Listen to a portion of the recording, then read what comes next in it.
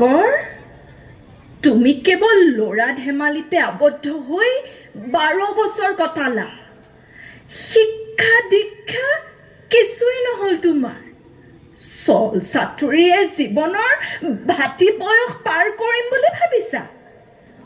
তোমাৰ উপৰি পুৰুষসকল বিদগ্ধ পণ্ডিত আছিল, যাৰ পাণ্ডিত্যত ৰজা প্ৰজা সকলো মুগ্ধ হৈছিল।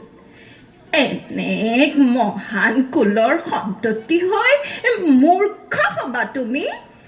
মানুহে মুখে দুখ দিব। মানুহে আকৌ তোমাক কিয় দুখ দিব আইতা? দুখিবতো, কিয় নুদুখিব? সমাজে বুলিব পিতৃ মাতৃ নোহোৱা দেখি মইহে তোক নপঢ়ালো। আৰু এটা কথা, শিক্ষা দীক্ষা থাকিলেহে জমিদাৰী চম্ভালিব পাৰিবি। সেয়েহে তোক গুৰু কন্দলিতোলত নাম লগাই দিব লাগিব। গৰু কন্দলিতোল? আইতা, মই শুনামতে গৰুৰ তোলত শাস্ত্ৰৰে শিক্ষা দিয়ে, তাত জমিদাৰী হোৱাৰো শিক্ষা দিয়ে নেকি আইতা? শংকৰ, শুনা শংকৰ, শাস্ত্ৰৰ শিক্ষাই কেৱল ধৰ্মৰে জ্ঞান নহয়, ই সমাজত নৈতিকভাৱে জীয়াই থকা শিক্ষা প্ৰদান কৰে। বিদ্যা নাথাকিলে জ্ঞান নহয়, আৰু জ্ঞান নাথাকিলে ঈশ্বৰ বা মানুহ কাকো চিনিব নোৱাৰি।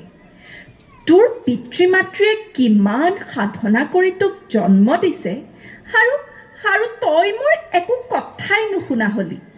আইতা, তুমি মোৰ মাতৃৰ দৰে, যি মাতৃ নিজ পুত্ৰক শিক্ষা ল'বৰ বাবে উৎসাহ নিদিয়ে, সেই মাতৃ আৰু জমৰ মাজত কোনো পাৰ্থক্য নাথাকে।